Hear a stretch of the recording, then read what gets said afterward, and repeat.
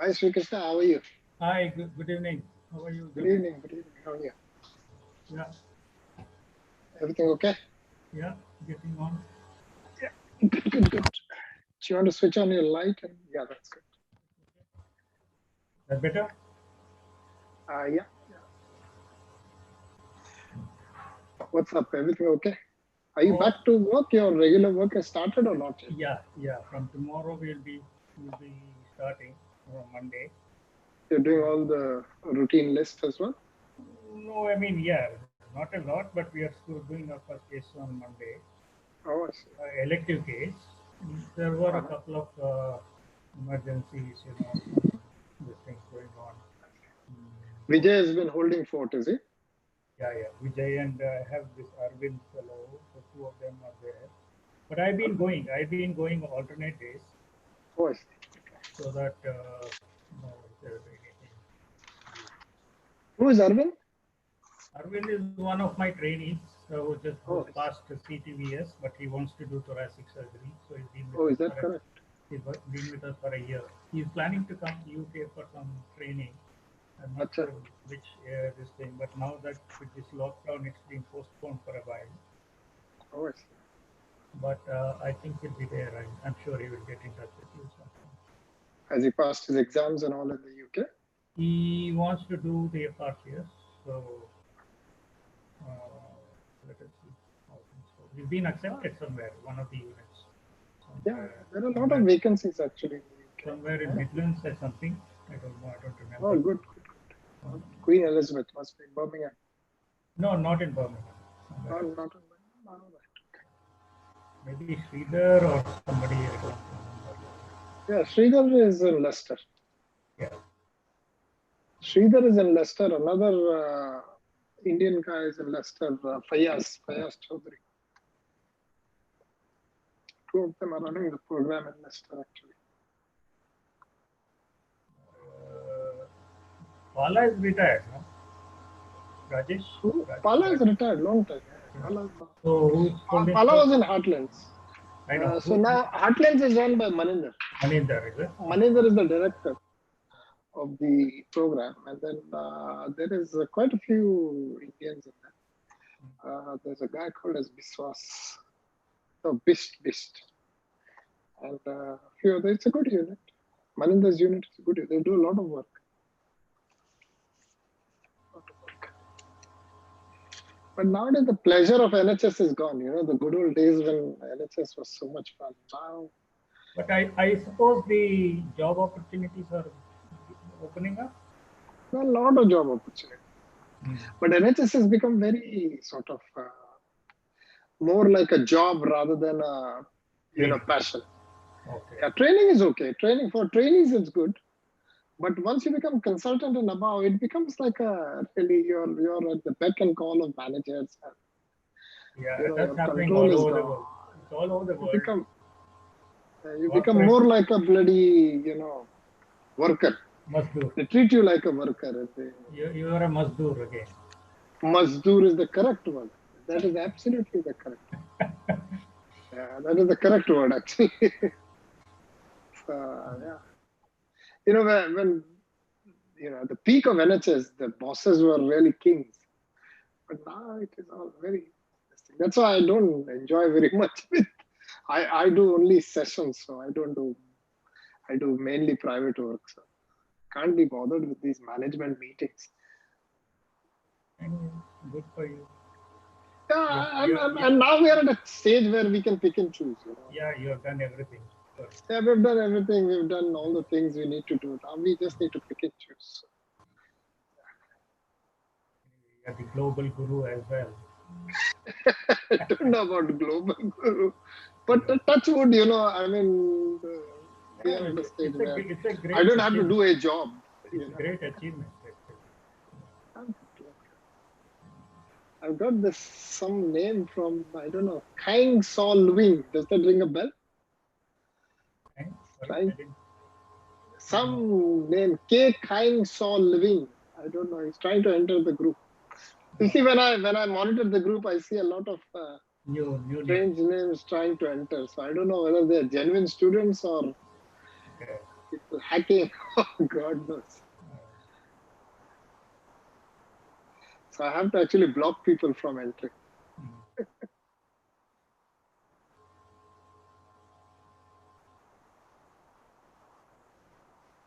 So how the IACTS platform doing?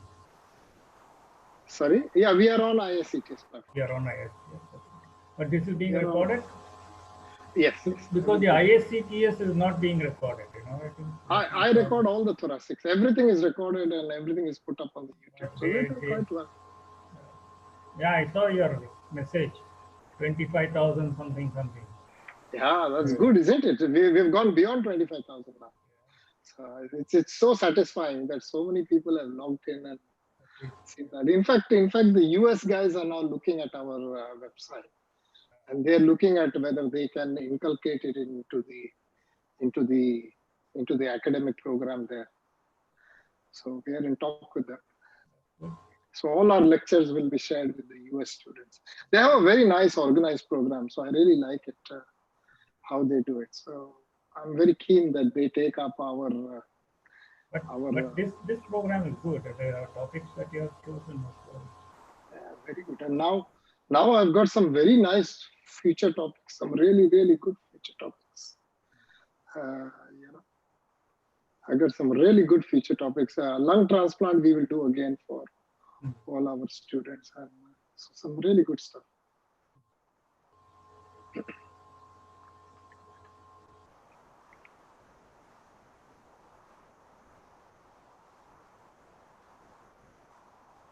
I've got Nane Stucker is going to give us some talks on. And tomorrow I'm doing diaphragm. In fact, I got a request from somebody saying, could you please do diaphragmatic pacing as well? I said, yes.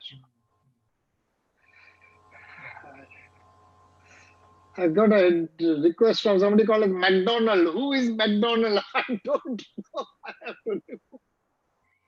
He might be giving you a burger. There's all funny names. I'm just worried about it. You know, I don't know whether they're genuine candidates or not. McDonald may be a genuine name. Yeah, maybe, but I have had a lot of problems when I have strange names logging in. So I'm trying to keep it, at least I should know. That's why I've got the group. I know everybody's name on the group, so I keep a tab of everything that's happening. So we have to register onto the group now? Only by invitation. Okay. Did you get the invitation? I'm No. sure you got the invitation. No. You haven't? I'll make sure we send you one. It's only by invitation now. I just don't want any more hassle. So I'm going to have people on my academic group only by invitation. So I'll make sure you get one. I thought we had sent you one. I'm surprised you didn't get the invitation. It must have come in your multiple emails or multiple group messages. Have a look. I'm pretty certain we sent you one. Because I went through everything. So we have only by invitation, strictly by invitation. I'm not allowing anybody to join and create nuisance value. So I'm very clear about that.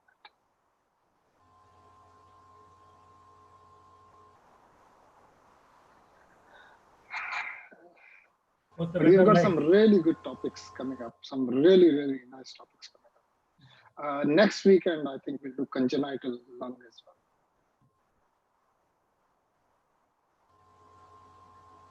And then we're going to do targeted therapy for lung cancer. So these are all very high-end topics, which will be really good too. Yeah, they are mainly theoretical, but yes, we have no clue, much clue about we need to the drugs, the drugs and the targeted therapy. You must get hold of an oncologist to do. It's very important. Make sure that.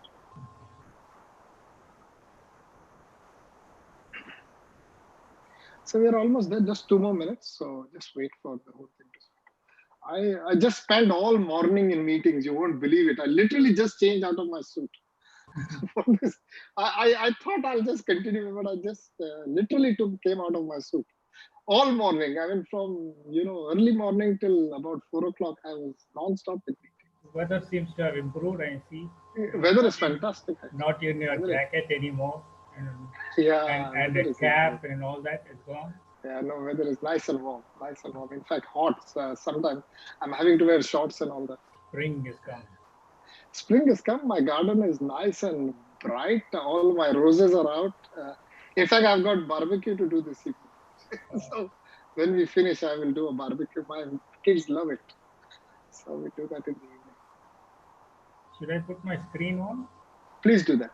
Please start sharing your screen and then we'll get you. No, you will have to give me the. Yeah, I'll give you the rights. Just 1 second. Okay, where are you?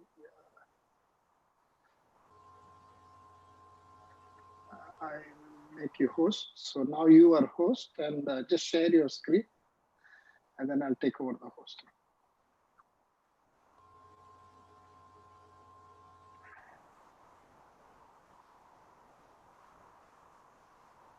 Yeah, you got the host? Is that it? Okay. Fantastic. Yeah, start. And then just go to the whole desk. And I will just reclaim the host in a second. I need to see who's coming.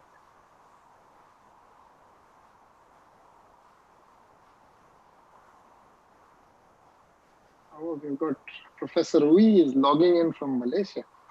Okay. Okay, so we just start this show. Record on this computer. Good evening, ladies and gentlemen. Welcome to another session of Thoracic Gurus in its new version of 2.0. And Thoracic Gurus 2.0 welcomes Professor Srikrishna for yet another lecture. He's contributed heavily to this platform, and we are very grateful for his input on this platform. Today, he's going to talk to us about pulmonary metastatectomy. Professor Srikrishna, please take it away. Thank you, Zamir. Pulmonary metastatectomy is a potentially curative surgical procedure with predictable clinical outcome in a variety of solid tumors and has gradually become a standard treatment in properly selected patients over the past 30 years. It is tending to increase as a part of the concept of personalized treatment for advanced cancer. However, there have been no randomized trials.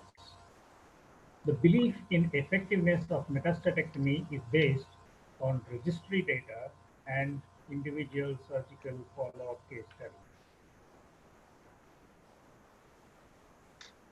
Investigations from literature have demonstrated that from the potentially millions of cancer cells shed into the circulation, only a minute fraction of these cells have the capability of forming metastases in distant organs.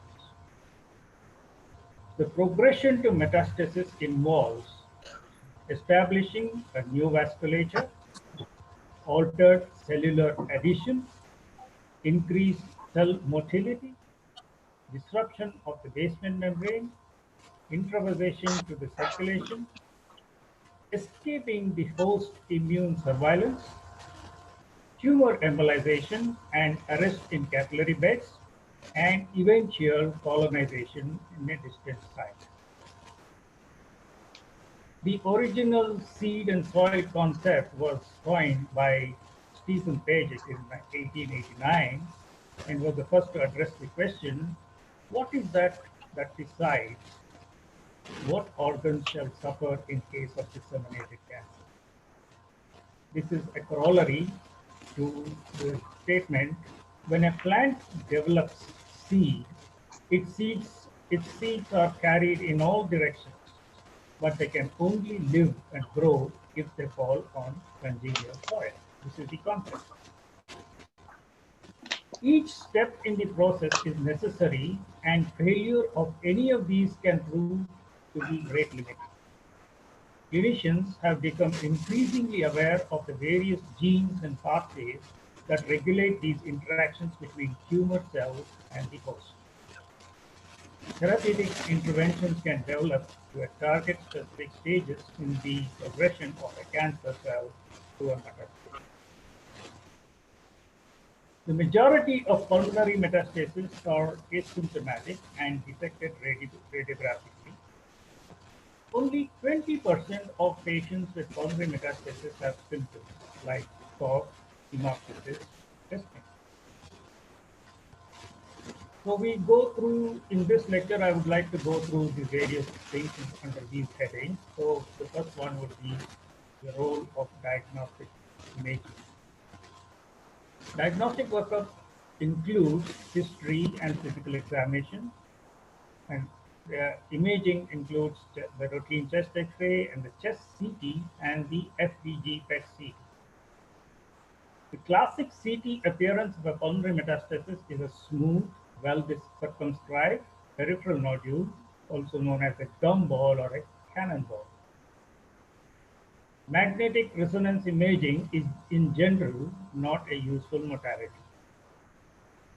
MRI is useful for demonstrating tumor invasion of the great vessels, heart, chest wall, or nerve structures, including the spine or brachial plexus, and in ruling out synchronous liver metastasis.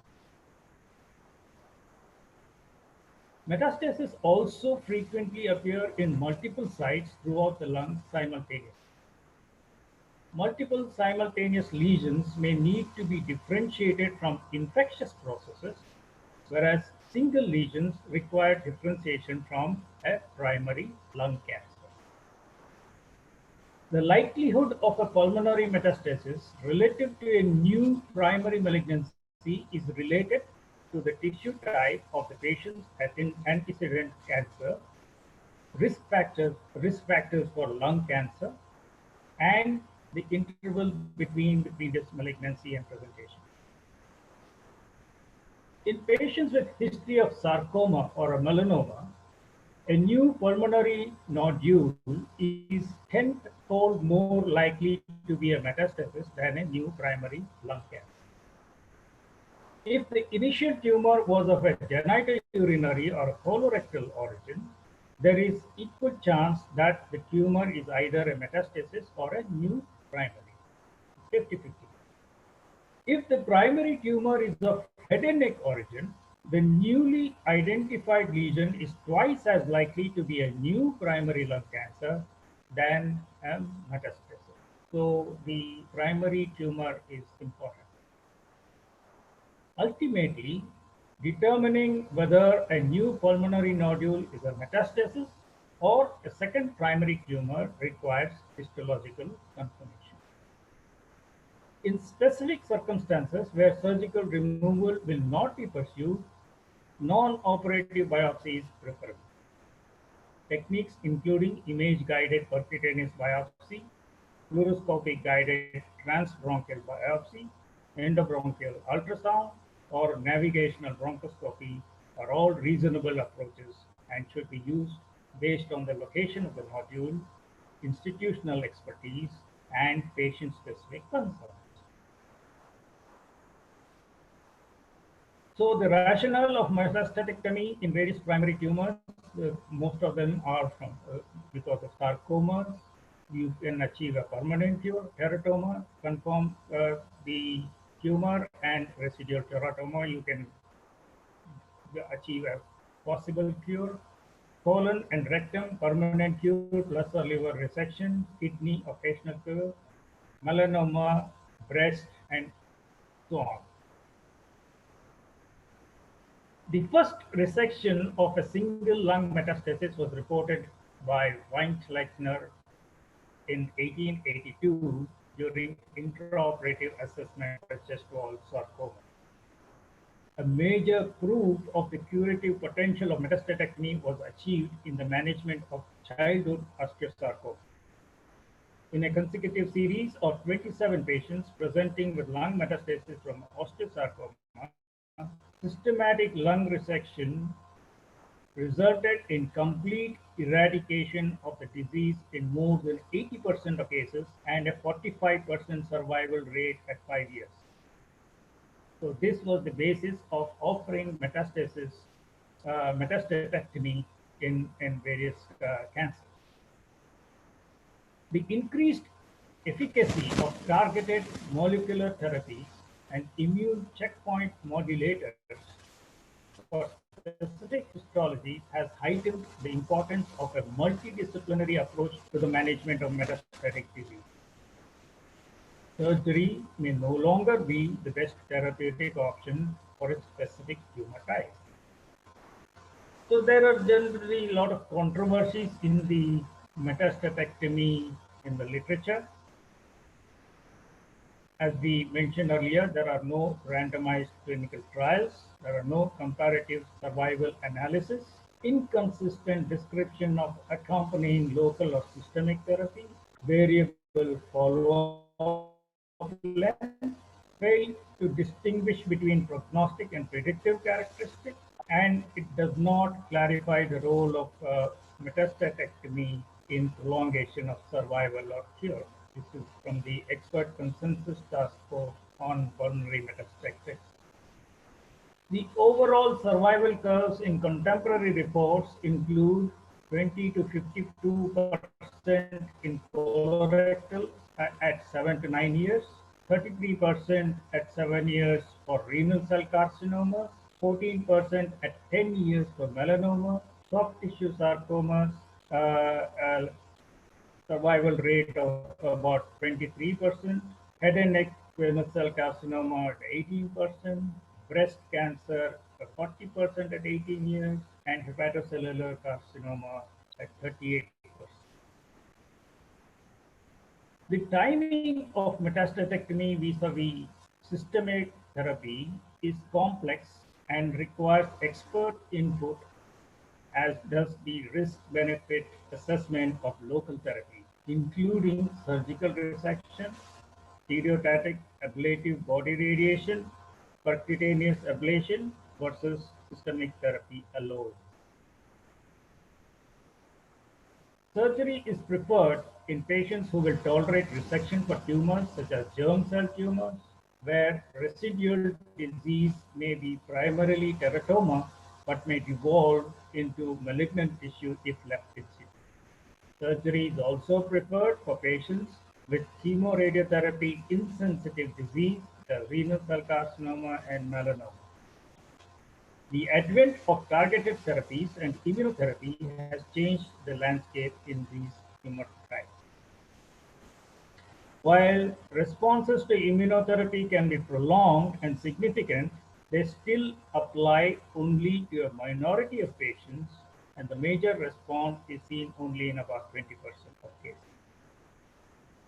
So ultimately, the greatest management difficulty in differentiating patients who might benefit from surgical extirpation from those whose disease has already or will soon spread beyond the means of surgical control is necessary. So what are they?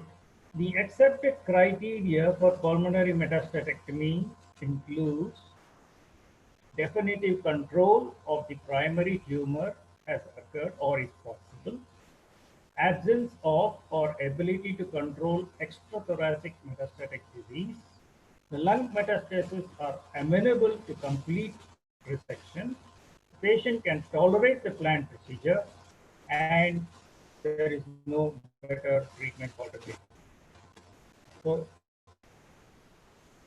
the largest or the landmark paper that advocates pulmonary metastatectomy is from the International Registry of Lung Metastases, published in 1997, which includes about 751 soft tissue sarcomas, 700 and odd osteosarcomas, colorectal carcinomas, breast cancer. This is a combined consolidated report taking the from various almost about 18 institutional literature or database. The outcomes could be stratified according to resectability of the disease, single or multiple metastasis, if the disease-free interval was more than 36 months. Patients with favorable risk in all three criteria could anticipate almost a 50% survival at 5 years, compared to less than 15% for those with unfavorable criteria for each risk factor. This is a graph from the same paper giving the survival curve. So this is the whole curve, and they have classified the risk factors as group 1, 2, 3, and 4. Group 1 has no risk factors. Group 2 has got one risk factor. Group 3 has two risk factors, and group 4 are unresectable. So obviously, the graph for the unresectable, I mean, with no risk factors, have done much better than the other. The need to perform a second or repeat metastatectomy in the IRLM series was associated with remarkably good 5-year survival, 44%, which suggested that patients who experience recurrence and are still physiologically able to tolerate surgery should be offered re-resection. Additional prognostic factors include histologic variance, presence of lymph node metastasis, response to chemotherapy, and the lesion size. These risk factors alone are insufficient to determine whether a patient should undergo surgery. They must be considered in conjunction with current non-surgical treatment options, which continue to advance and may offer similar benefit to resection. Breast and renal cell carcinoma exemplify this phenomenon. The decision to perform pulmonary metastatectomy must be a part of a multimodality discussion between patients, surgeons, medical oncologists, pulmonologists, and radiation oncologists. So some of the relevant questions in the clinical decision involves probability of a false positive result of the tumor, single versus multiple lesions, unilateral versus bilateral disease, lung primary or single met, involvement of the hilar or mediastinal nodes, and the total volume of the lung resection required. So in the pre-op evaluation, only 15 to 25% of patients with pulmonary metastasis will be appropriate candidates for surgery. Preoperative evaluation of pulmonary metastatectomy has two goals. First, to determine the patient's fitness for surgery, and second, to determine whether the pulmonary metastases are resectable completely. You must achieve an R0 resection. It also involves the pulmonary function testing and cardiac evaluation. Some of them have been on drugs and they could have drug-induced cardiomyopathy. Low fractional inspired oxygen to minimize risk of oxygen toxicity. Wedge resection is the most common surgical intervention. If anatomic resection is required, segmentectomy is preferable to lobectomy. Pneumonectomy are very rarely used. The idea is to preserve as much lung as possible for future recurrence. So that you may have to go back again and remove the recurrent nodules. So now we come to the surgical approach, wax versus thoracotomy. This is a famous, very controversial issue, and most of the surgeons differ in the approach to metastasis resection. Some favor procedures that minimize the trauma to the patient based on decreased pain, shorter hospital stay, improved response for chemotherapy, and increased tolerability of the patients with poor pulmonary function, and therefore opt for the minimally invasive or wax procedures. Others prefer open procedures, which allows palpation of all nodules, some of them are less than 5 millimeters, and resection of all detectable sites of the disease. Thoracotomy is probably the most commonly utilized approach in incision, allows palpation of the entire lung, detects non-radiologically evident metastasis, maximizing the likelihood of resection of all detectable lesions. Options include thoracotomy, clamshell, sternotomy. It could be staged or simultaneous, and the morbidity and recovery and the delay of adjuvant therapy is more in these patients. So the different approaches, the advantages of a staged bilateral thoracotomy would be allows time for pathological diagnosis, respiratory compromise limited to one lung. However, the disadvantage would be two procedures and two hospitalizations. Simultaneous bilateral thoracotomies, one procedure and hospitalization, but it is most painful and most respiratory compromise occurs with a bilateral thoracotomy. Median sternotomy, the poor exposure in the posterior lung fields, especially in the postdiaphragmatic recess in the left lower lobe, is very difficult to approach from median sternotomy. Clamshell thoracotomy, excellent bilateral exposure, but you have to agree that there is a sacrifice of both the internal mammary arteries. However, that may not be very this thing if there is no cardiovascular or coronary artery disease. VATS. Criticism of VATS is limited palpation of the entire lung versus as compared to thoracotomy. There are also missed metastases have been reported to occur in about 56% of cases. This has been mitigated with improved sensitivity of the imaging, especially the spiral CT or the 3D reconstructions and other advanced imaging techniques. Even though open techniques show higher detection and resection of mets, it has not shown improved survival as per study. So VATS is considered almost equal to what we can achieve in an open thoracotomy procedure. VATS again causes less immunological insult, post-op complications, and hospital stay, as we all know. Recurrent lung metastasis occurs in as many as 53% of cases. Decreased adhesion formation and potentially easier repeat operation, and thoracoscopic metastatectomy may be preferred in these sort of cases. So again, here there's a comparison between VATS versus thoracotomy. The number of nodules, if they are less than 3, it is the VATS is favored. If there are more than 3 and smaller ones, favor thoracotomy with manual palpation. Size of the largest nodule less than 5 centimeters. If you can access them well, VATS procedure, and more than 5 centimeters, and is not, if you have to remove a larger chunk, then maybe thoracotomy.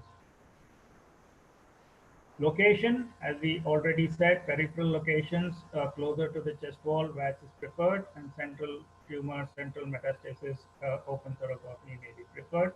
Histology, pulmonary function, marginal cases, VATS is preferred, whereas normal pulmonary function, thoracotomy will be tolerated well. So lobar location, upper or middle, usually with favoring VATS, whereas lower lobe, as we already said, favors thoracotomy. So despite evidence that nodules may be missed by VAT resection, multiple retrospective series have demonstrated that both short-term and long-term survival are similar between patients undergoing the open and VATS approaches, including a retrospective cohort study completed by Carballo et al. That demonstrated no difference in the number of recurrent thoracic lesions developing after metastatectomy for various types of adenocarcinoma. So now we come to the next question, extent of resection, wedge versus anatomic. The goal of metastatectomy is complete removal of all gross tumor, and R0 resection is essential for successful metastatectomy.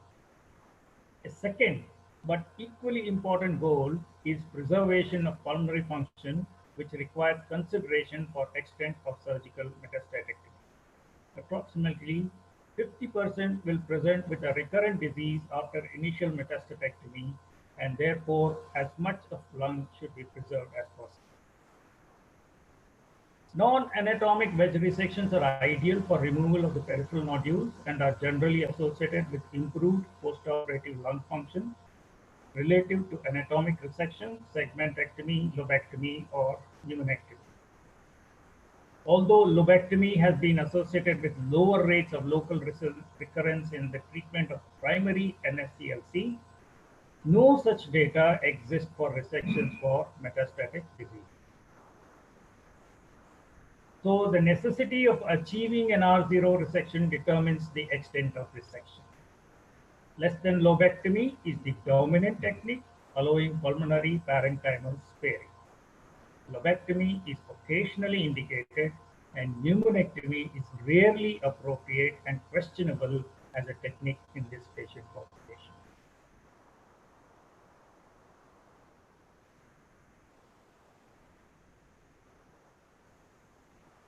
The appropriate and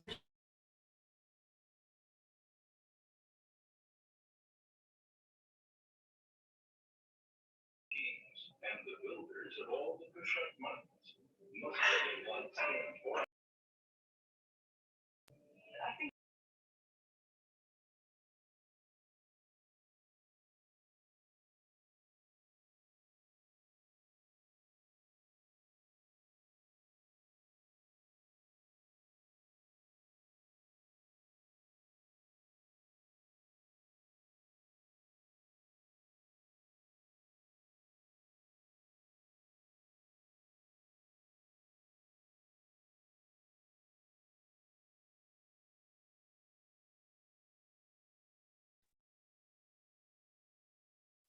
Okay, I think we've lost Srikrishna. Bhushan, can you hear Srikrishna, or is it my connection or his connection? Sir, We can't hear him, sir. can't hear You him can't and hear him. Okay, his okay. connection We'll wait for dropped. him. We'll wait for him to log in again. Okay, I'm just going to pause the recording, and I'll just wait for it to log in again. So while we are waiting for Srikrishna to log in, I'll just show you two important questions in the exam which you have to know. Okay, so just one second. Sir has come. There has come. Excellent. So I will stop sharing that. Srikrishna, are you with us again? Okay, sorry, we lost you for a minute.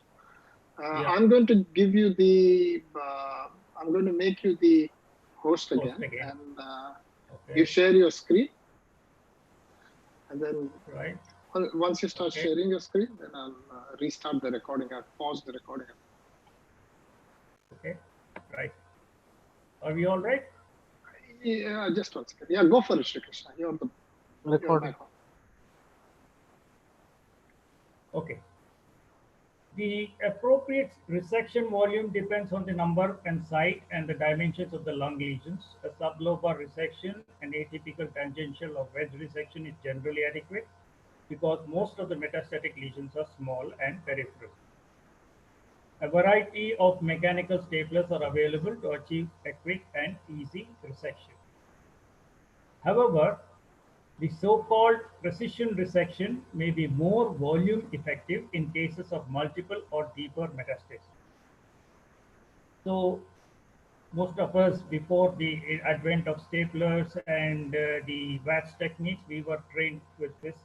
This is classically called the DIS technique, consists of cutting out a uniform 5 to 10 millimeter layer of normal lung tissue around the nodule, usually by making a cone-shaped excision with the larger base on the pleural surface using a diathermy needle, or nowadays a laser yttrium-like or organ beam can also be used. Small intrapulmonary vessels and bronchi that are encountered during such a precision resection may easily be controlled by electrocautery or metal clips. This was classically initially described by a Russian surgeon called Perelman, and this is how it is done. There's a small nodule at the surface. You take a 10 millimeter surrounding area and then maybe suture the parenchyma over it.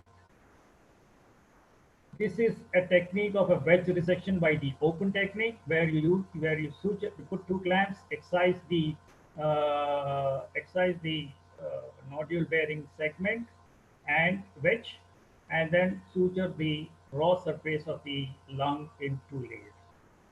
And this most of you are familiar with, and using a stapler. This is a linear stapler for open surgery, and you have the endoscopic stapler for VATS. Now comes the important question about the role of lymphadenectomy. This is extremely controversial again. Surgical oncologists would agree that patients with bulky nodal metastasis to the mediastinum are unlikely to benefit from surgical resection and hence are not candidates for metastatic. The IRLN registry reported patients undergoing complete resection of all metastases were found to have an overall 5-year survival of 36% at 5 years, 26 at 10 years, and 22 at 15 years. However, this report did not address the issue of mediastinal lymph node involvement by metastasis. From the retrospective data available, it is clear that metastasis to thoracic lymph nodes occur at higher rate than previously recognized, roughly 1 in 5 patients. So the questions that arise are, does sampling versus lymphadenectomy make a difference? What is the impact of these metastases on survival? Do these patients still benefit from pulmonary metastatectomy? And what other therapeutic options are available? The risk of lymph node metastasis increases 16% with each additional metastasis from 1 to 10. Above 10 metastases, the risk does not appear to increase further. In this series of published in 2014. The metastasis with a diameter of 2 centimeter or less had an incidence of lymph node involvement of 19.3%, but with a diameter of more than 4 centimeters, the incidence was almost 37% with a p-value of 0.04. In a series of 270 procedures performed, lymphadenectomy was in 158 procedures and sampling in 112 procedures, and found no difference in the incidence of lymph node metastasis between the two groups. The 5-year survival in the sampling group was 23.6%, and in the lymphadenectomy group was 30.9%, and that was not statistically different. In a recent survey of the ESPS surgeons, 64% of the surgeons felt pathologically proven positive mediastinal lymph nodes to be relative contraindication for surgery, and 32% felt absolute contraindication to perform metastatectomy. However, at the time of pulmonary metastatectomy, roughly half, 55.5% of the responding surgeons perform mediastinal lymph nodal sampling, while about 13% perform a complete mediastinal lymphadenectomy. So the controversy exists and continues to exist even now. So now we come to the expanding role of image-guided ablative therapies as compared to metastatic. Image-guided ablative therapies are being used with greater frequency in the lungs and are a popular alternative to surgical metastatectomy, stereotactic body radiotherapy, or stereotactic ablative body radiotherapy, SBRT or SABR. They are used interdisciplinary, and percutaneous CT-guided radio frequency ablation, microwave ablation, and cryoablation are the different techniques available presently. RFA the current is transmitted through probes placed under the CT guidance to heat tissues to temperature more than 60 degrees centigrade, resulting in immediate protein degeneration and coagulative necrosis. The pattern of tissue injury is related to the tissue's specific electrical impedance and is modulated by the cooling effect of adjacent tissues such as airways and large blood vessels. In the lung, air-filled pulmonary parenchyma can act as a thermal insulator that protects nearby tissue. RFA is most efficacious for tumors less than 3.5 centimeter in diameter, and larger tumors may require multiple applications. RFA is also less efficacious in areas adjacent to large blood vessels and is not recommended adjacent to central airways. Therefore, application is typically limited to middle and outer third of the lungs. Pneumothorax is most frequent complication of percutaneous RFA, reported from 30 to 50% of cases. RFA treatment of pulmonary metastasis is gaining popularity because of evidence of therapeutic similarity to surgical resection. In 2015, Deber et al. Reported 5-year overall survival rate of 51%, inclusive of all primary sites of disease, which is consistent with the survival for surgical metastatectomy. This is how it is done. You put in the radio frequency devices, the needles, and then the entire tumor and the surrounding parenchyma of the ablation margin of 6 to 10 millimeters are ablated. It is not done in central airways because there is adjacent critical structures, aerated lung, the insulator, and the heat sink. This is the results that are published from this study, and the 5-year survival rate is almost 56% compared to the surgical. This is a fairly busy slide. I just put it on so that you know this is the percutaneous thermal ablation, the indications and the contraindications, and you have the curative ablation and the palliative ablation, and the primary peripheral lung should be less than 3 centimeters, with no nodal or metastatic disease. This is for the primary lung, and for metastatic disease, less than 3 unilateral lesions, or bilateral less than 5, multiple metastases, and single metastasis of less than 5 centimeters can be used for the RFA. You can go through this slide a little later, and quite easy to say the whole. So microwave ablation is the next modality, uses vastly higher frequencies than RFA, and efficacy of treatment is not limited by the normal lung parenchyma. The efficacy is related to the water content of the ablation target, and microwave propagation is not reduced or absorbed by the surrounding aerated lung or vascular structure. So the advantage of microwave over RFA is that it affords faster healing, larger heating zone, more uniform heating zone, less dependent on tissue properties, no browning pad, and tissue contact is not necessary, and it is independent of the ball pressure. This is a comparison of the two. This is an RFA and this is a microwave ablation. It is a larger heating zone by RFA, microwave. And also it affords uniform heating as compared to the radio frequency. The next modality is the SBRT. Unlike conventional fractionated radiation therapy, SBRT uses highly focused and intensive radiation to deliver ablative doses of radiation to specific areas with less radiation injury to adjacent tissues. Theoretically, the high dose and tightly focused nature of SBRT provides an ablative response in the target area, which is particularly useful for treatment of pulmonary metastasis where wide margins are not required to control disease. 5 years overall survival for surgical and SBRT groups are more or less similar, with 41% versus 49% respectively.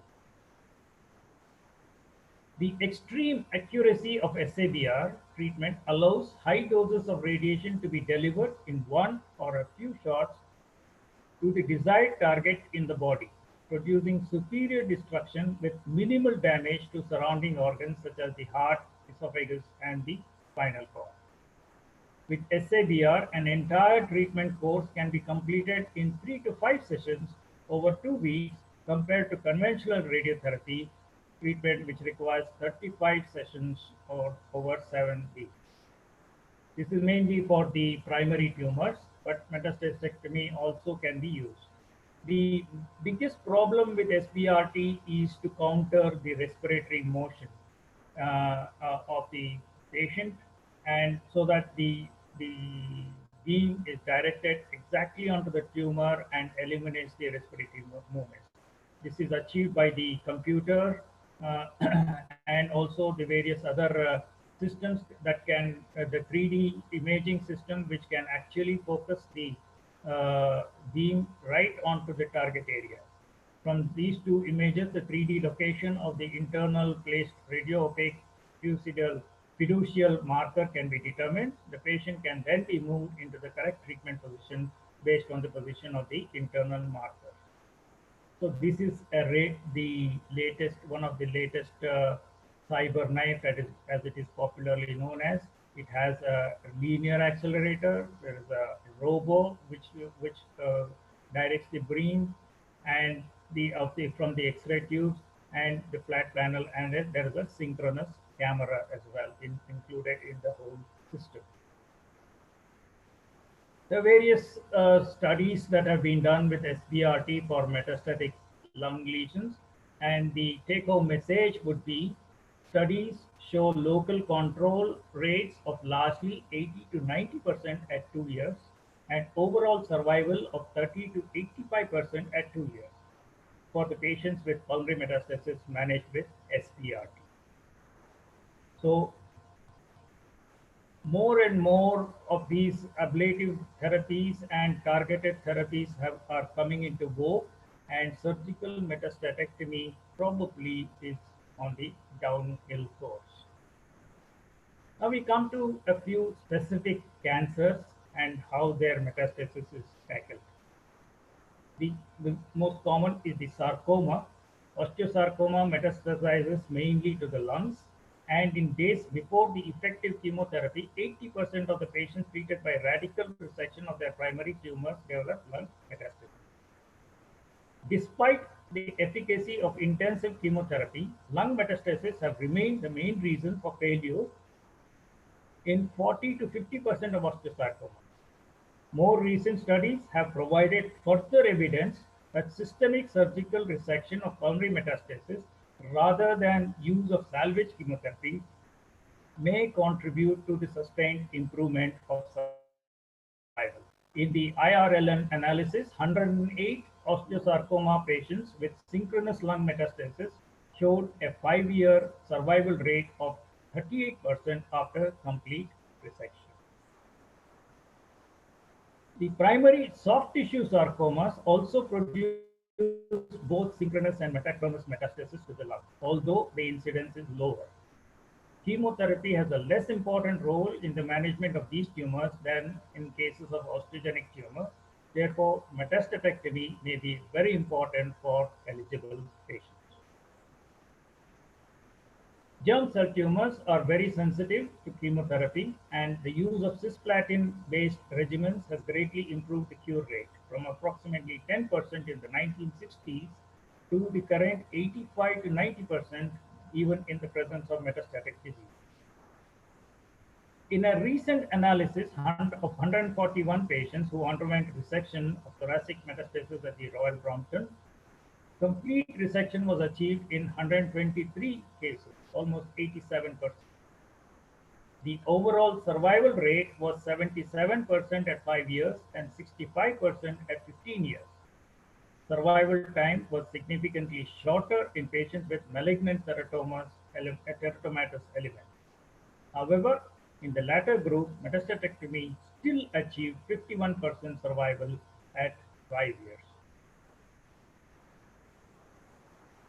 Colorectal tumors Metastatic spread of the colorectal cancer typically involves regional lymph nodes, liver, and the lung. Primary rectal tumors show the distinct capability of bypassing the liver through an alternative venous drainage and producing direct metastasis to the lung. In the experience of the Memorial Sloan Kettering, including 144 carefully selected patients undergoing lung metastatectomy, the 5-year survival rate was 44% and 10-year survival rate was 25%. Chemotherapy alone for colorectal metastasis to lung without metastatectomy had no survivors beyond 24 months. 3 recent papers have confirmed the prognostic value of preoperative CEA with a cutoff of 5 to 10 nanograms per ml. 5-year survival ranged from 43 to 58 for patients with normal CEA and only 0 to 23% with elevated CEA. So this can be used as a prognostic marker. Breast cancer metastases to the lungs are rarely amenable to resection with curative intent. Almost 50% of solitary pulmonary nodules in patients with a prior breast cancer represent not metastasis, but a secondary primary lung malignancy or benign disease. Therefore, resection is warranted in case of a solitary lesion, and long-term survival rates approach 40%. In the IRLM series, based on 467 patients, the survival rates were 38% at 5 years and 22% at 10 years and 20% at 15 years. The clinical behavior of a metastatic melanoma is often unpredictable. Approximately 1/4 of the patients affected by malignant melanoma develop pulmonary metastasis, but the role of metastatectomy is controversial. Resection of pulmonary metastasis has been advocated by some for solitary mets, but the overall results did not appear significantly better than with other treatment modalities. The 5-year survival rate was 29% in group 1 solitary lesions and 20% for group 2 multiple lesions or short TFI.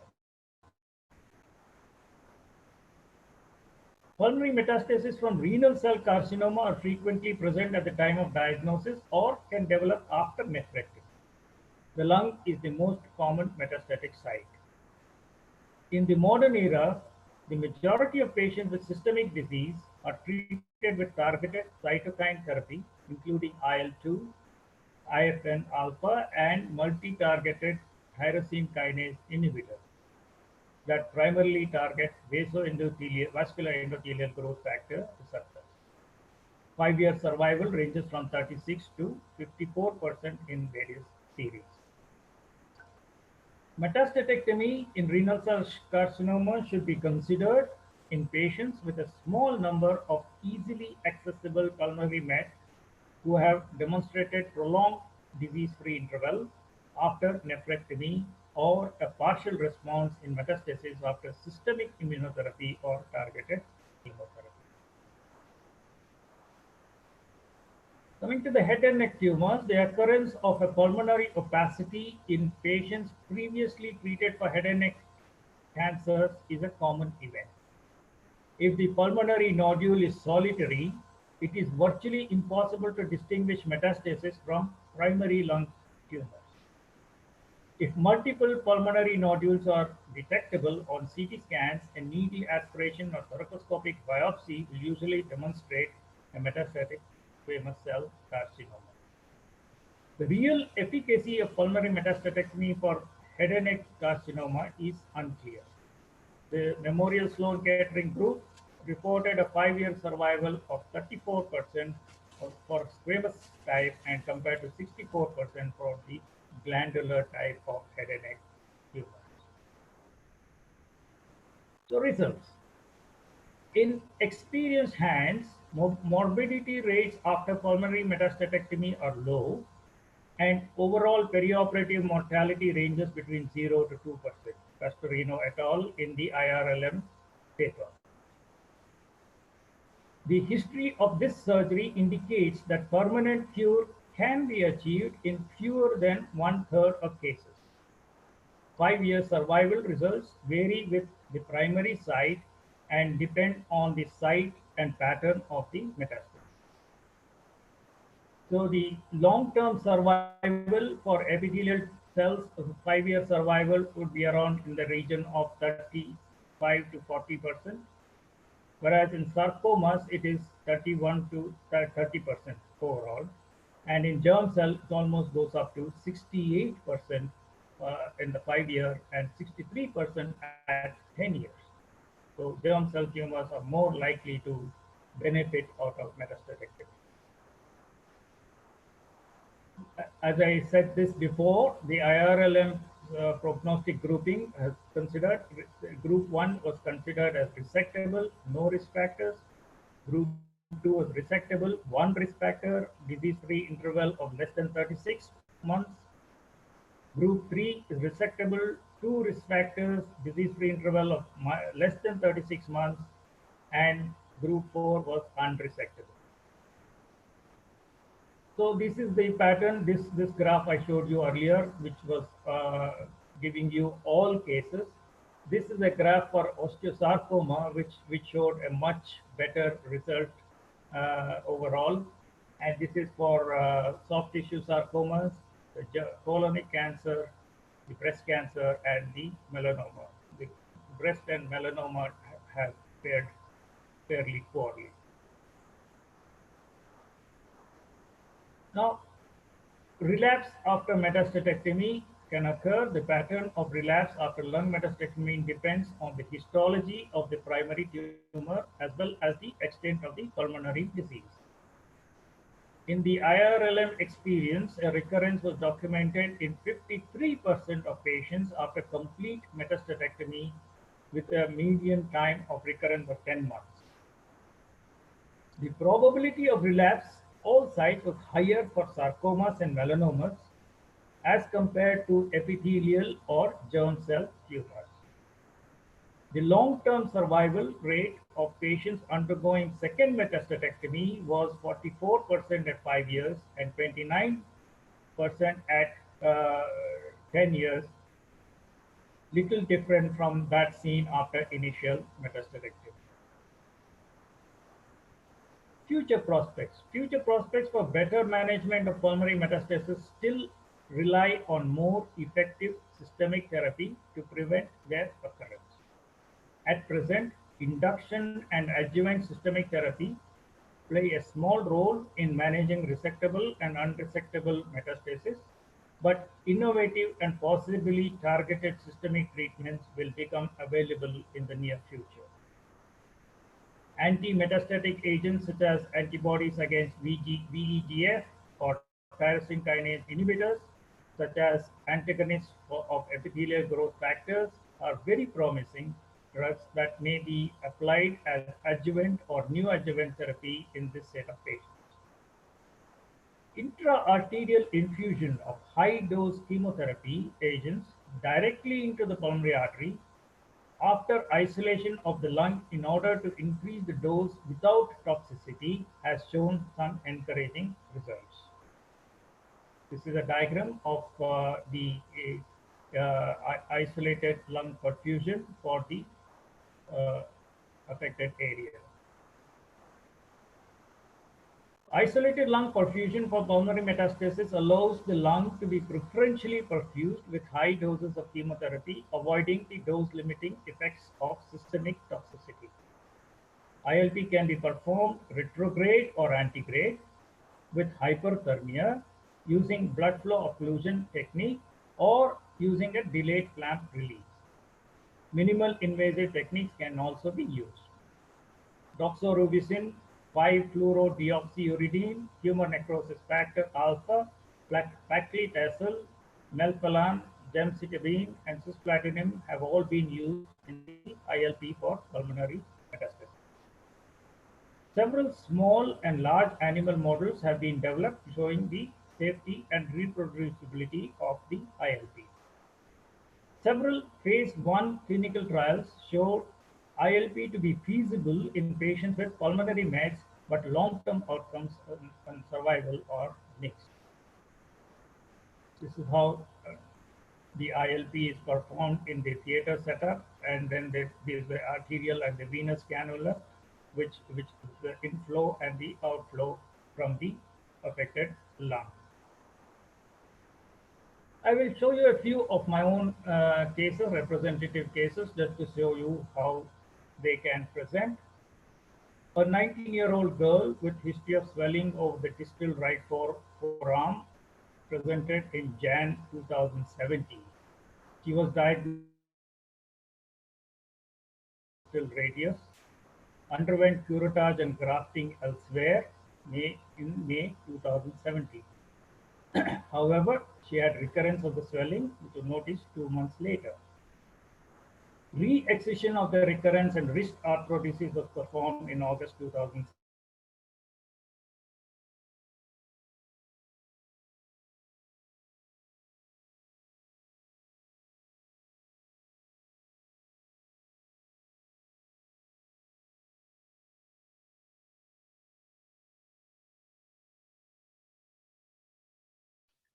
Have we lost Srikrishna again?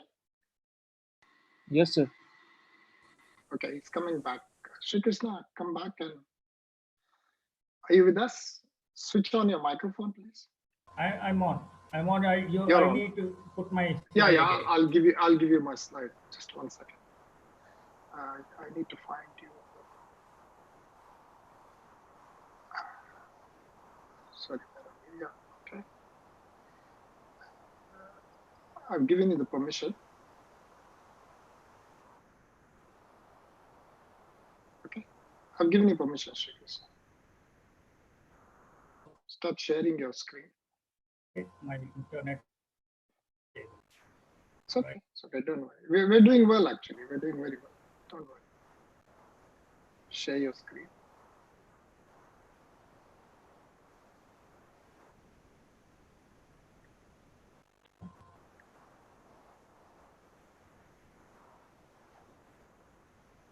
Okay.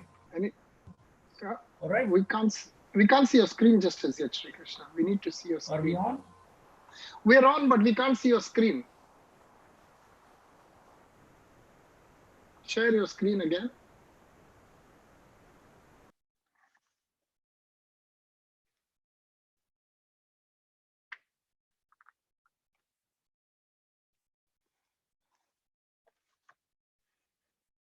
We can't see your screen, Srikrishna.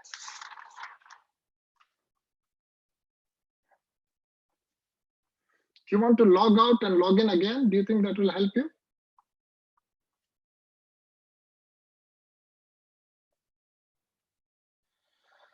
So while we are waiting for Srikrishna to share his screen, I'm going to ask the exam going students to come ahead, and I will ask you specific questions with regards to pulmonary metastatectomy, all based on Professor Srikrishna's lecture.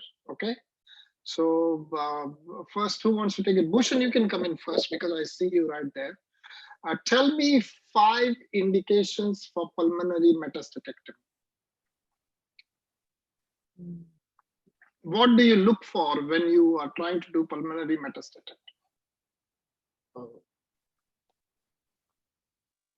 There has to be definite interval of disease-free survival advantage,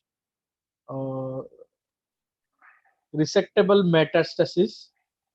So talk simple language. Okay. So number 1 is there has to be metastases that can be resected. Good. Resectable. Yeah, good. That's Good. 1. Second. Yeah. There are 5 indications you have to yeah. give in the exam. This is a Viva question, or also I will ask you in the long question. So 5 indications, just straight away. 1 is metastases are resectable. Agreed. Confined to the lungs.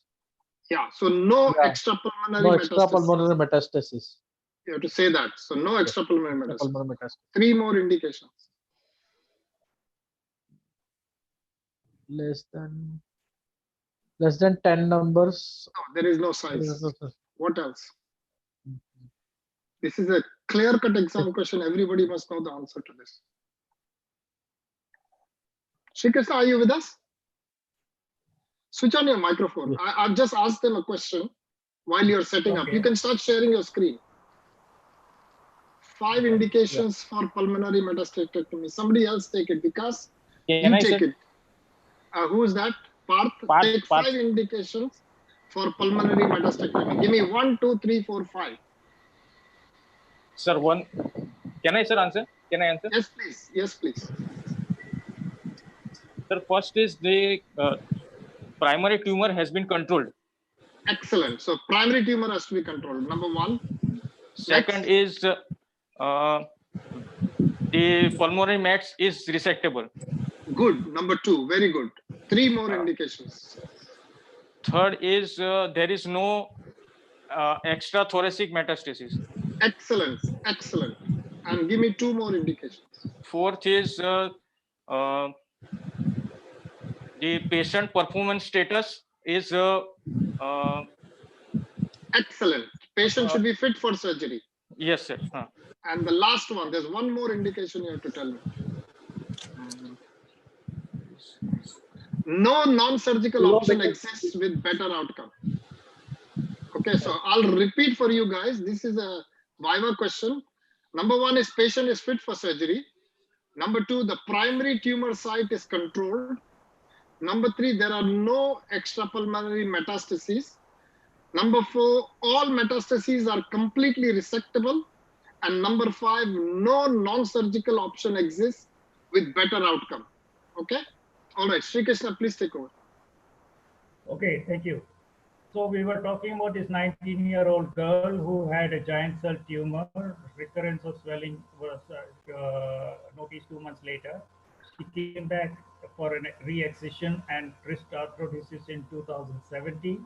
And then a second recurrence 1 year later showed a 3 to 3 centimeter hard swelling on the dorsal aspect of the distal forearm, radial and ulnar pulses well felt, no neurological deficit, and CT chest done elsewhere showed bilateral lung mets.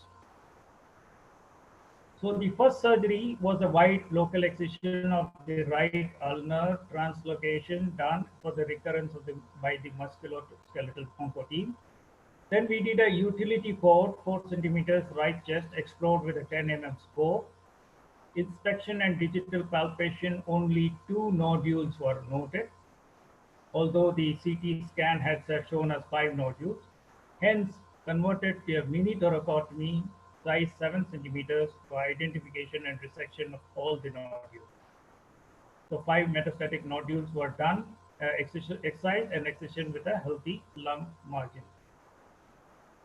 She came back later again with she also had the left lung mets as well.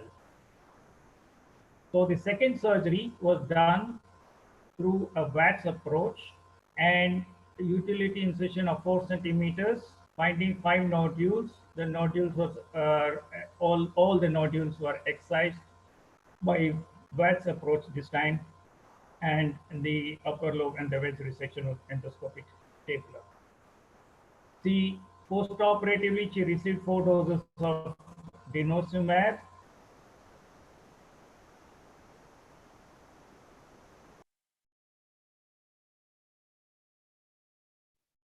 We lost you again, Srikrishna.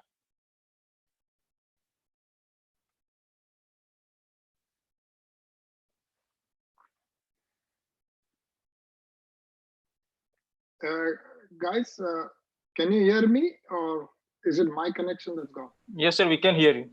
You can hear me. Okay.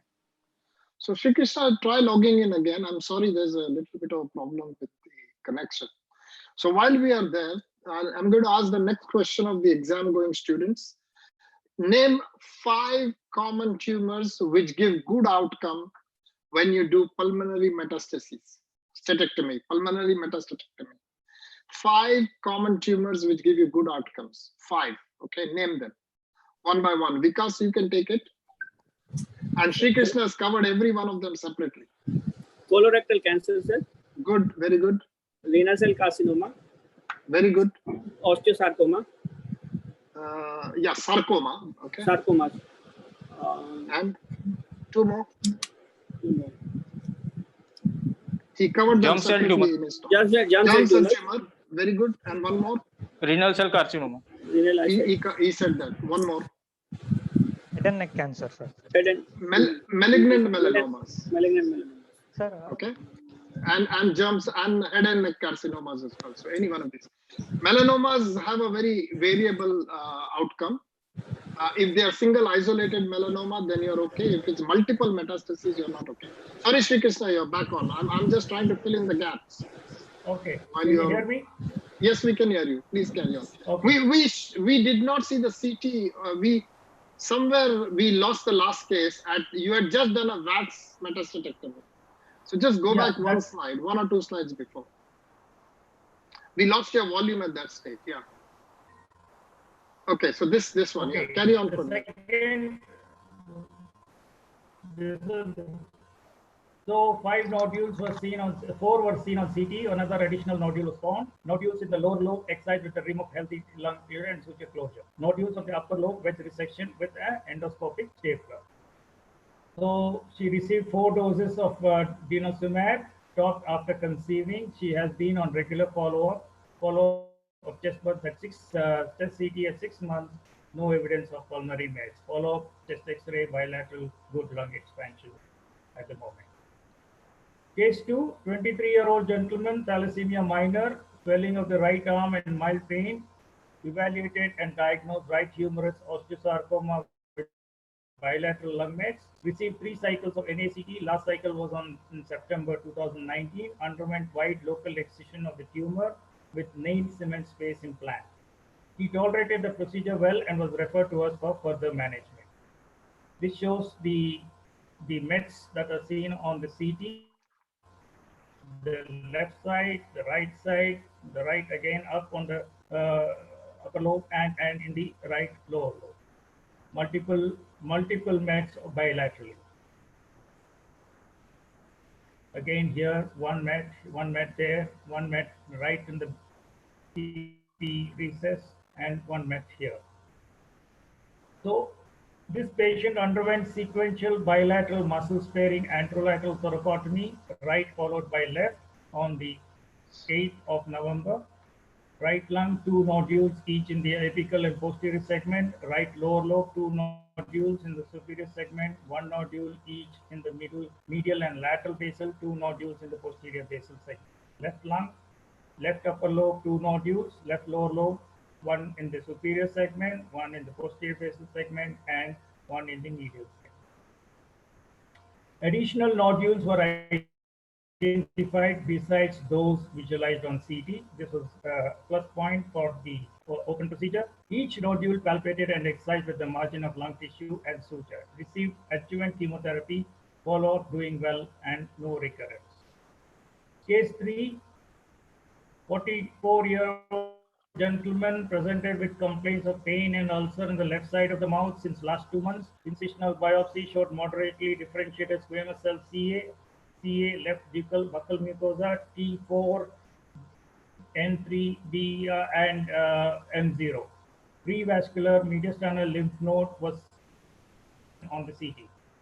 He underwent left composite resection, left posterior segmental mandibulectomy, and anterior infratemporal fossa clearance, and left selective neck resection with a tracheostomy.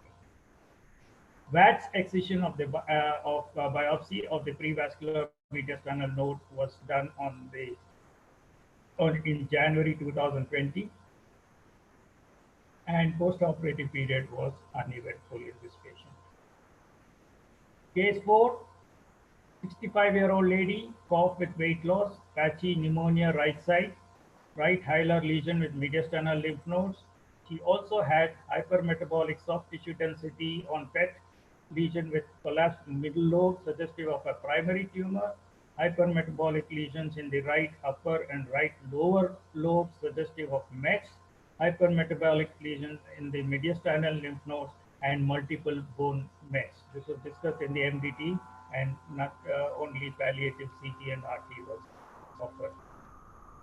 A similar patient with a hypermetabolic lesion in the left lung, suggestive of primary tumor. Subpleural and parenchymal nodes in both lungs were few FDG uptake was there. She also had bilateral mediastinal lymph nodes and in the left iliac bone suggestive of mets. So she had mediastinal and bony mets along with the primary tumor and mets within the chest.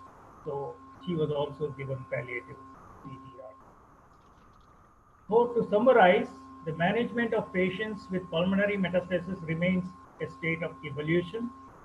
Utilization of a regional surgical therapy to address systemic disease state appears counterintuitive. As targeted chemotherapies emerge, procuring tissue for genetic and chemosensitivity analysis will likely be an integral aspect of the decision to pursue surgical metastatic. After one decides that resection is indicated, it is necessary to consider which approach is appropriate, balancing the risk for missing unrecognized metastasis with VATS versus the increased operative complications and recovery associated with thoracotomy.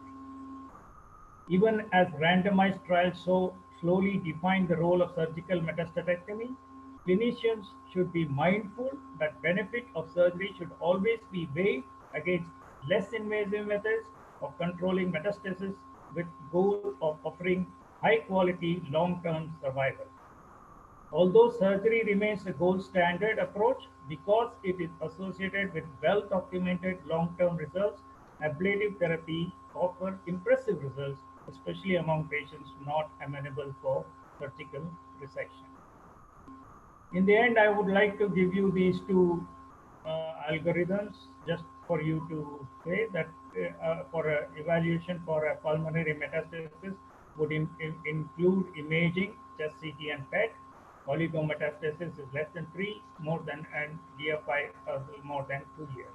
Risk assessment is done, standard, dyspnea, performance status, exercise capacity, FEV1, DLCO, and more in depth would be the cardiopulmonary exercise test.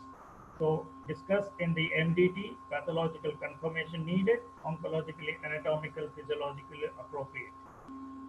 Once the treatment is decided, surgery, RO resection should be done, lung sparing technique, lymph node sampling need to be addressed. Ablation would be done in high-risk surgical patients and ipsilateral recurrence after prior pulmonary metastatectomy or those patients who refuse surgery. The approach could be minimal invasive versus open. Open could be thoracotomy, sternotomy, or clamshell, and the procedure should be less than lobectomy as against lobectomy or pneumonectomy. Lymph node evaluation needs to be done. So these two algorithms can guide you most of the time. And as Zamir was talking, the original Thompson's criteria, which I had put up in the first slide, that all extrathoracic patients should be, there should be no extrathoracic metastasis. The patient should be fit for surgery. You should achieve an R0 resection, and there should be no alternative treatment for surgery. In such cases, you can take them up for metastasis. Thank you. If there are any questions, I'll be happy to answer. Thank you very much, Srikrishna, for a really exhaustive review of pulmonary metastases. I really think you have covered almost everything that is there to be covered in pulmonary metastases. You can stop sharing your screen and then we will have a discussion. I have already asked them 2 questions. I think the way we'll do it today is I'll ask some of these students specific questions based on your presentation, and then some complex questions I'll ask you directly. Is that okay? Sure. So at least we get some feedback from them. So just stop sharing your thing, or How do I do that? okay, just 1 minute. I'll take over. Just one. Okay, fine. I'll do that. Just 1 minute. Let me just Right. claim host. Okay, so you're back on. All right. So now I asked you. See, I'll give you the specific questions that come from pulmonary metastasis. Okay, these are, it's a very important topic in the exams because it comes in all sections. It can come either as an MCQ, it can come as a multiple choice, either as a single best answer, it can come as a EMQ, then it can also come as a long case, it can come as a short case, and it can come as a discussion on a Viva table. So this topic is actually extremely important, and I think nobody can cover this better than what Srikrishna has done. He has really taken the trouble to review all the literature, and I would strongly recommend everybody to review this video again when it goes up on YouTube. So I'm going to ask you 4 or 5 questions which are commonly asked in the exam. So the first question I asked you, which you told me, is the indications for metastatectomy. The second question which I asked you is the common tumors which are resected when you do a pulmonary metastaectomy. So 5 common tumors. So you've done that. Now the third question which I want to ask you, and if Fitoon is there with us, she can take this. Fitoon, tell me 5 advanced investigations you must do prior to operating on pulmonary metastatectomy. Just name them and tell me why. Okay, sir. So we can start with pulmonary function test. Okay, very good. So PFT, because one of the first indications is fitness for surgery. So very good. PFT is a good answer. What else? And then PET scan, PET CT. Before PET, what is the investigation? Simply, you have to have chest X-ray and CT scan, but you are talking about advanced, chest, right? CT chest. Is it CT only chest, CT chest yes. or what else? With contrast, CT chest with IV contrast. What else? In CT, you mean, or other tests? In CT, what else? What is the answer you want to give me when I ask you about CT? So you have to have high resolution CT scan? No. CT contrast, but which CT? What will you tell the radiologist to do? So we have to have chest and abdomen. Chest, abdomen, and what and else? brain. No. Chest, abdomen, and pelvis. Pelvis, yes. Yes. So it has got to be chest, abdomen, pelvis, and if it is a head and neck tumor, then it has got to be neck as well. Okay. So you've given me PFT, you've given me CT, chest, abdomen, pelvis. Very good answer. Give me one more advanced investigation you do. So then we can go to PET CT to good exclude. PET CT. Okay. 3. Number 4. One more. This is a Viva question. One more investigation. What is good for the brain? MRI brain. MRI brain. Okay. Yeah. So good. And then one more investigation is actually echocardiography. So PFT echocardiography is for fitness. And then the 3 investigations are CT chest, abdomen, pelvis, PET scan, and an MRI brain. Okay. So just remember these 5 indications for each one of these. My next question is to, who's there? Ramaswamy. Give us 5. Srikrishna, is it okay to ask these questions? Oh, yes. Okay. Ramaswamy, tell me 5 indicators of poor prognosis in pulmonary metastatectomy. Yeah. Yes, sir. 5 indicators. You've got 5 in your hand. Okay. When there is still activity of the primary cancer. No, then you will not operate. We are talking about you've done a metastatectomy. Okay. What are the 5 indicators of poor outcomes or poor prognosis in pulmonary metastatectomy? Yeah, inability to get a complete resection. Okay, sir. so incomplete resection. Very good. 1. Yeah. Mediastinal lymph node spread. Good. Mediastinal lymph node. Good.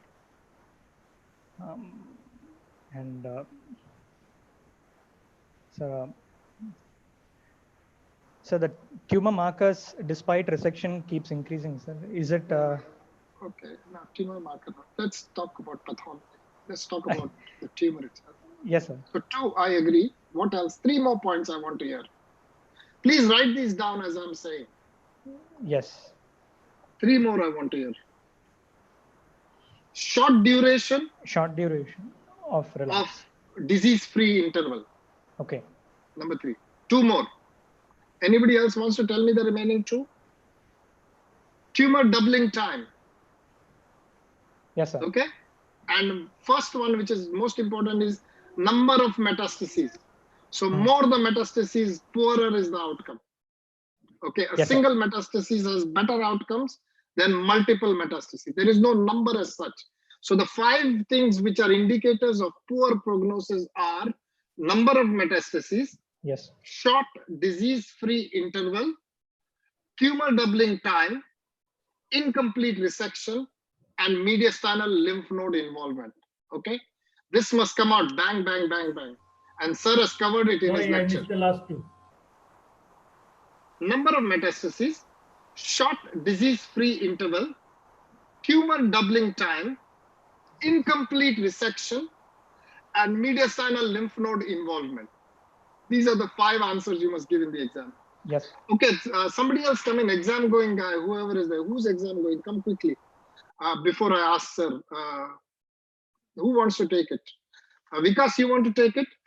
Give me 5 non-surgical local management therapies for pulmonary metastases. Radio frequency ablation, Very good.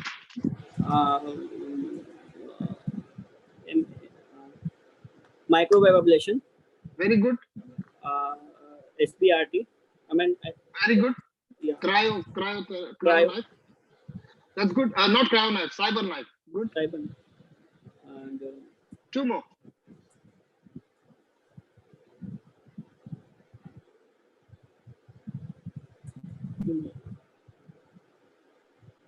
Something to do with, sir showed you a whole diagram with a bypass machine.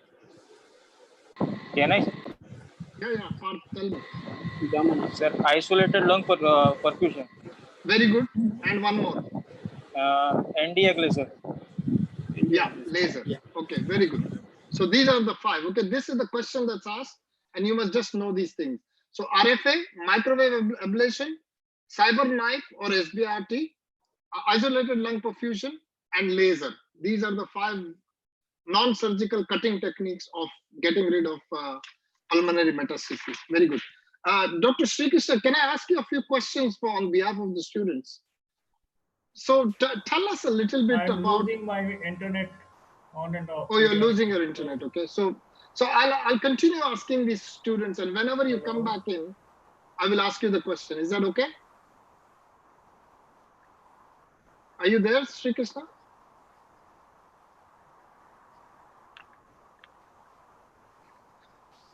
Okay, one of you come in and tell me, how do you palpate, techniques available for palpation for lung metastasis? Somebody come in. Who is there? Is Nikhil is not on this group, so who else is there?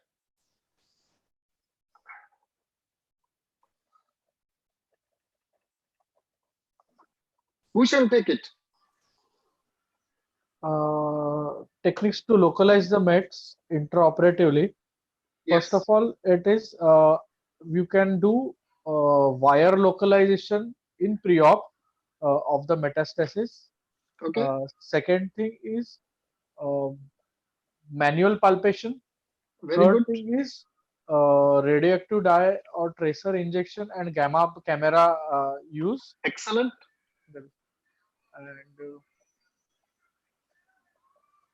And ISO, that newer therapies like isocyanine green or dye injection, indocyanine green injection. You said that. You said dye, Yeah, so I will take it. dye. It's all dyes. Yeah. One more technique, a latest technique, new technique. Bronchoscopic implantation of magnetic particle inside, close to the Fiducial markers. Fiducial markers, yeah. Okay. What else? What other fiducial markers? Give me some types of fiducial markers. One is, you told me, a wire fiducial marker. One is a dye. One is a glue. And one more. I want the latest one, which got published in May 2019. I told you in my lecture also. That radio chip. Yeah, RFID chip. RFID chip. RFID chip. Yes, So very RFID. important to remember these techniques of isolating things. Srikrishna, are you back? I think so not. He's paused. Is mute. Okay, somebody else. There is a very good question here which I actually wanted to ask Sri Krishna. So I'll wait for him to get back. Sri Krishna, are you back with us? Okay, so Yeah, I don't think Yes. you're back. So two questions which are asked for you, which are very important actually. The first question is in oligometastases. Yes. So you've got stage 1 lung cancer and you've got a single isolated brain metastasis. What is the strategy for management? It depends on whether you have detected the brain metastasis at the time of diagnosis of the lung cancer, or whether the brain metastasis was discovered first by the neurosurgeon and then sent to you as an occult primary, or you have seen both simultaneous. If the brain metastasis was seen first, the brain gets priority, you excise the brain metastasis. If the brain metastasis comes after removal of the lung primary, you still go ahead, and if it's a single metastasis, you will remove that as a second sitting. If both of them occur together and you've discovered both together, the brain gets priority. You do the brain first and then do the lung. Okay, excellent. That is absolutely spot on for the. I think this question was asked by Levin. Levin, the important thing in this question is whenever in the exam you're asked this question, you have to say, I will discuss in a multidisciplinary team meeting.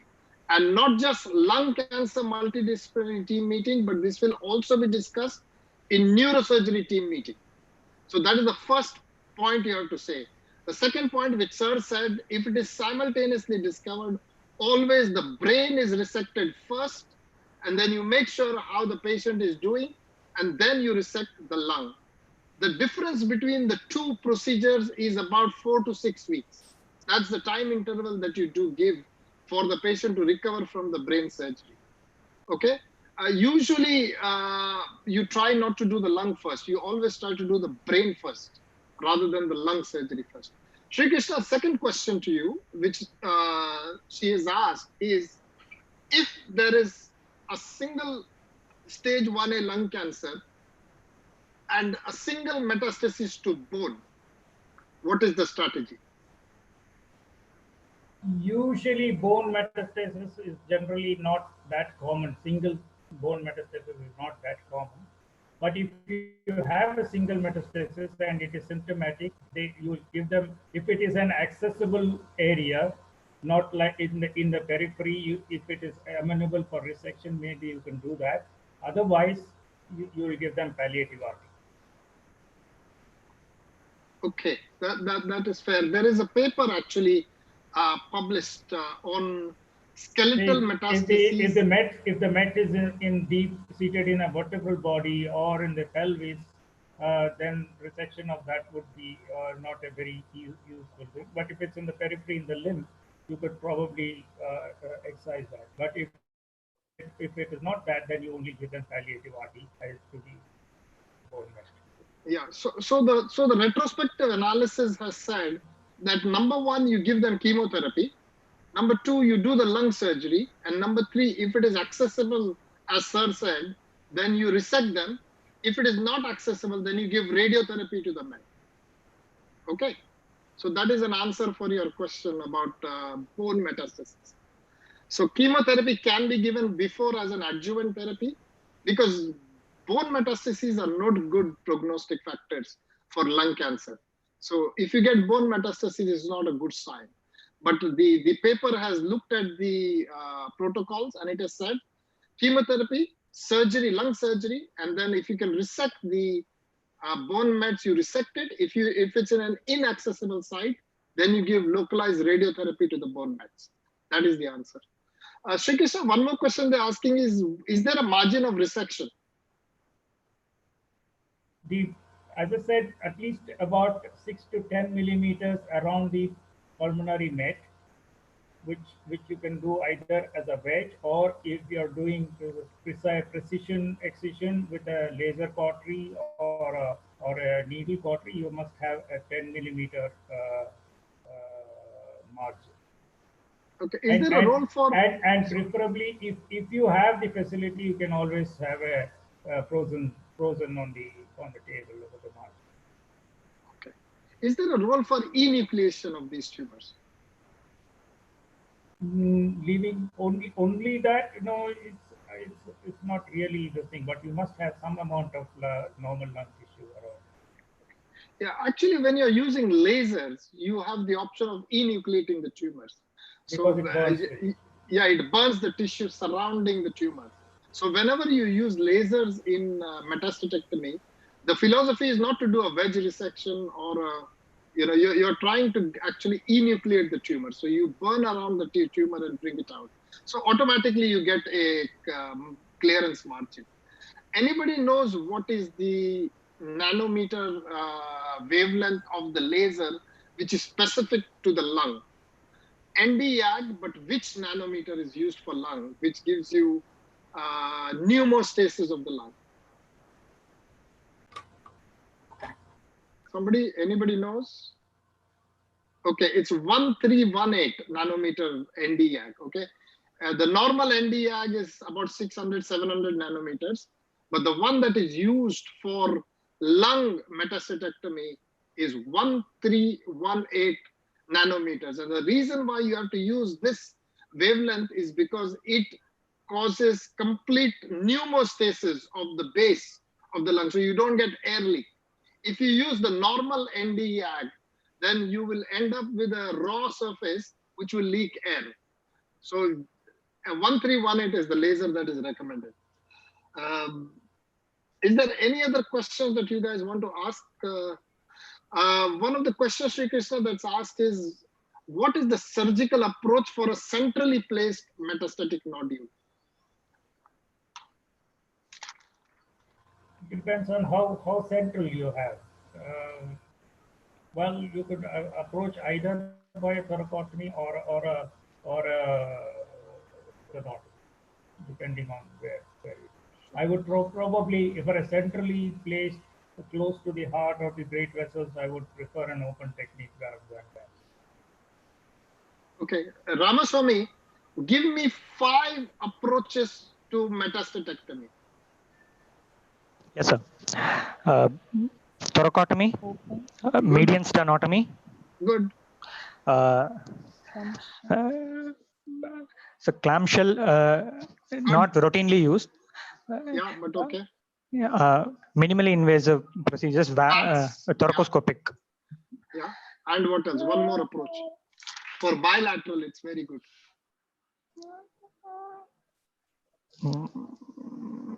So Anterior, bilateral anterior. Subxiphoid. Subxiphoid, yes. Subxiphoid is the new technique that's been designed and recommended for bilateral approaches. Yes, sir. If you want to do bilateral, it's subxiphoid, sternotomy, clamshell, and unilateral is open thoracotomy or VATS. So these are the 5 approaches. Have you understood that? So yes. I've done 5 or 6 questions which come in pulmonary metastatectomy. And for everyone, you must have 5 points. Okay. It's very easy to remember. 5 points for every question which I asked you. And you'll be okay. All right. Fitun is asking a question. What is your question, Fitun? What's the standard surgery for metastatectomy? Would you say VATS first or standard open first? As Sir said, Dr. Srikrishna said, there is a lot of controversy over that. It's the question of ability to palpate the lung for other metastases, not the one that you see, but for the rest of the lung. In expert hands, you can palpate the lung by VATS and it's not a problem. But in an exam, the best thing to say is open thoracotomy. Because with open thoracotomy, you can definitely palpate all lung. So in the exam, no matter who the examiner is, the safest answer to give is I would do this by open thoracotomy because A, I've seen it being done by open thoracotomy, and B, open thoracotomy allows you to put your hand in the chest and you can palpate the other lobes of the lung because there is a 50% chance that you will pick up a metastasis which was not picked up by investigations, including CT scans. CT scans has a limitation of 1 centimeter. Anything below 1 centimeter may or may not be picked up. So that is the answer. Correct, Srikrishna? You are happy with that?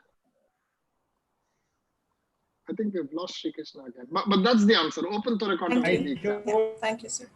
You two Srikrishna, representative cases. sorry, what did you say? We have lost you. We have lost you. We went in my VATS and then had. We are losing your volume, Srikrishna, for some reason. It depends on the experience of the operator. Most of us do it by VATS. I mean, I do almost all my metastatectomy by VATS, but you have to mobilize the whole lung, and there is a specific technique of doing palpation of the lung, which, when you work with me, you know. So thoracoscopic suffusion therapy, I think is the same as isolated lung perfusion, if I'm not mistaken. Okay, anything else? Guys, any other questions? Are you happy? This is very specific topic, very, very well covered by Dr. Srikrishna. And then I've given you the 5 or 6 common questions that are asked. These are definite MCQ questions, okay? Or on the table, I will definitely ask. This is the easy ones, which help you to get to the passing mark. That is why this topic is very important, and we have covered it separately, because this really puts you in the good books of the examiner. Okay? Sir, can I ask one more question, please? Yeah, Fitun, please. Yeah. For the safe margin, we said at least 1 centimeter. So let's say you have 10 metastatectomies. So would you take 1 centimeter safe margin for each of that? Then Fitun, actually, this is a very debatable question. Sir has said that you take 1 centimeter margin. Actually, there is very little in literature to tell us what is a safe margin in metastatectomy. Because at the end of the day, it's a palliative surgery. Whatever you do, it's going to come back. And so you try to take a good clearance margin, but there is no figure in literature which has mentioned 1 centimeter or less than 1 centimeter. So even when you're doing laser enucleations, you really cannot define the margin. But ideally, if you say 1 centimeter, you're okay. thank you. All right. Do you also do RVATs for metastatectomy? Yes, I have done them when I'm sure there is only a limited number of resections. The only problem is with robotics, you cannot palpate the lung. So if I have to do anything like that, then I would prefer to do it by VATS, because with robotics, you cannot palpate the lung. Srikrishna, one question to you is, what in your clinical practice was the largest number of metastases that you took out over a period of time? Yeah, I think we've gone up to about 8. And how many times did you go into the chest? No, I have not done that because they have not come back. No, meaning more than once. Did you go more than once in a patient? Yeah, sometimes we did the bilateral, yes, in sequential manner, yes. Okay. So in my clinical practice, I have gone into the chest 6 times over a period of time for a colorectal metastasis in a patient who is still fine and still alive. And my colleague in Southampton, my senior colleague who's retired now, he had done 24 metastases over a period of 12 or 13 years. So, repeatedly going back in, taking it out, going back in, taking it out. The thing with melanomas is now with melanomas, you have exceedingly good immunotherapy available. So you take out the primary, you give them chemotherapy, you give them immunotherapy. But the problem is that with the immunotherapy, that residual tissue does not disappear. It stays there. And so you don't know if there is metabolic activity in that tissue or not. And that's why after the immunotherapy, you have to go back in, you have to resect those lesions purely to make out histologically whether the tumor is dead cells or is there still some activity. If there is some activity, then the patient is indicated for more immunotherapy. If there is no activity, then you can do what is called as a maintenance immunotherapy. So with melanomas nowadays, the treatment is primary resection, resection of the primary, followed by chemotherapy, followed by immunotherapy, followed by resection of all metastases, all visible metastases, followed by either curative immunotherapy or palliative or maintenance immunotherapy. Okay, so things are changing quite a lot in this field. Okay, thank you very much, guys. I think this was an extremely interesting talk. Thanks, Srikrishna. You did really well. Thank you very much. Really nice. We got all the points in. Adrian Uy, you are with us from Malaysia. Professor Uy, it's late in the night, 1 o'clock. Can you give us some insights into your practice for metastatectomy? Hi, Adrian. Do you remember me? Hey, Yes, good yes. evening. How are you? Right. I remember you, Professor. Yeah. Nice seeing you again. Yeah. Tell us, Adrian, any inputs into this talk of metastatectomy? No, I have no more to input. You have said it all. Excellent. And you do them all by uniportal, I'm assuming. If I try to do uniport, because that is my interest. But of course, surgery is just not about the surgeon, it's about the patient and the disease. So if I find it difficult, I may do multiple ports, and I have no hesitation to do thoracotomy to get the best result for the patient. What's been your experience in palpating the lung with uniportal access? Are you happy? You feel you can palpate everything? I think the trick is to, for example, if I know the metastasis is on the lower lobe, I will have the access to nearer to the lower lobe by uniport access, so be nearer to the lesion, so that when I have the port open, I can pull the lung nearer to the port and put my finger in and feel for it. That is still the only traditional way that I know how to palpate the tumor with my finger. Yeah. Sure. One of the things which I forgot to mention is the use of intraoperative ultrasound. We know that ultrasound is not great for lung because of air, but actually using an ultrasound probe on a collapsed lung might give you a good resolution of small nodules. So you palpate everything, and if you cannot palpate some area, then take a long ultrasound probe, cover it with a sterile sheet, and then you can actually put the probe into the chest and you can beam it over the surface of the lung. And that will actually allow you to do an examination of the lung. So that is another described technique. You mean the probe is from the transesophageal echo probe, or just a sort of this is a normal echo? long probe, usually like an intravaginal probe, one of those long probes you have. You can use that actually and cover it with the sterile thing. So it's like a long bar in your hand, and then it goes in by VATS and you can feel it all. So when the lung collapses, you can actually see the lung, see the parenchyma of the lung with ultrasound. Some people are working on this, and they're saying that you might be able to identify a few more things. These are all papers that are there in literature. So various techniques that are available to us. Okay, thank you very much, everybody. I think it was a great session. Thank you, Srikrishna. As usual, you have done a great job. I think I've never seen a more well-reviewed of literature for pulmonary metastatectomy. Thanks a lot to everybody for logging in, and I am going to put this lecture up on the YouTube's Thoracic Guru's YouTube channel. And please make sure you go back, because some of his slides are very important. And in the exam, you will have to revise them again before you go ahead. And don't forget the 5 questions I asked you with 5 points each. They are very important questions. That is what gets asked in the exam. Tomorrow we'll meet again at the same time. I'm going to talk about diseases of the diaphragm. Okay. So let's meet again tomorrow evening at 5 o'clock. Thank you, and good night to everybody. Good night, Srikrishna.